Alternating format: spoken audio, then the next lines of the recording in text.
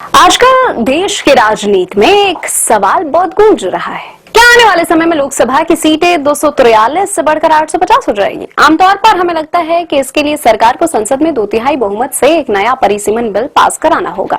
लेकिन रुकिए, क्या आपको पता है कि संविधान में एक ऐसा नियम पहले से मौजूद है जिसके तहत बिना किसी नए बिल के भी लोकसभा सीटों का गणित पूरी तरह बदल सकता है। आज के इस वीडियो में हम इसी नियम, परिसीमन, गणित और नॉर्थ बनाम साउथ की राजनीति को आसान भाषा में समझेंगे।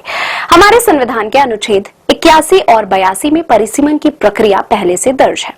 यह नियम है कि 2026 के बाद होने वाली पहली जनगणना यानी संभावित 2027 की जनगणना के आंकड़े जैसे ही प्रकाशित होंगे, दो काम अपने आप कानूनी रूप से जरूरी हो जाएंगे। राज्यों के बीच सीटों का नया बंटवारा नई जनसंख्या के आधार पर, चुनावी क्षेत्रों की सीमाओं का बदलाव, इसके लिए सरकार को किसी नए संशोधन की जरूरत नहीं है।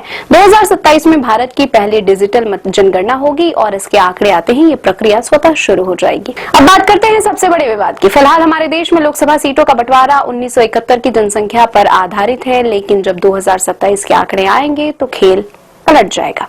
जिन राज्यों ने जनसंख्या बढ़ाई है, जैसे यूपी, बिहार या राजस्थान, वहां लोकसभा सीटें काफी बढ़ सकती हैं।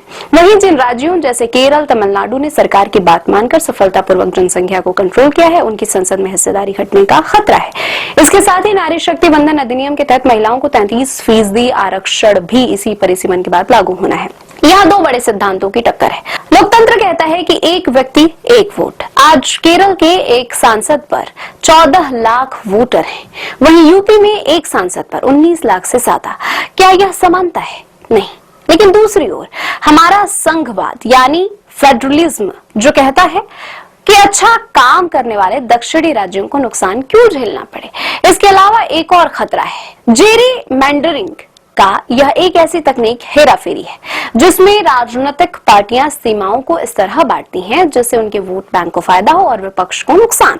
निष्कर्ष ये है कि 2027 की जनगणना के बाद परिसीमन तय है। असली चुनौती ये होगी कि लोकतांत्रिक अधिकारों को लागू करते समय जिम्मेदार राज्यों के हितों को कैसे बचाया जाए। आपको क्या लगता है, परिसीमन का सही आधार क्या होना चाहिए? कमेंट्स में जरूर बताएं। वीडियो जानकारीपूर्ण लगा हो तो इसे शेयर करें और चैनल को सब्सक्राइब करना बिल्कुल ना भूलें।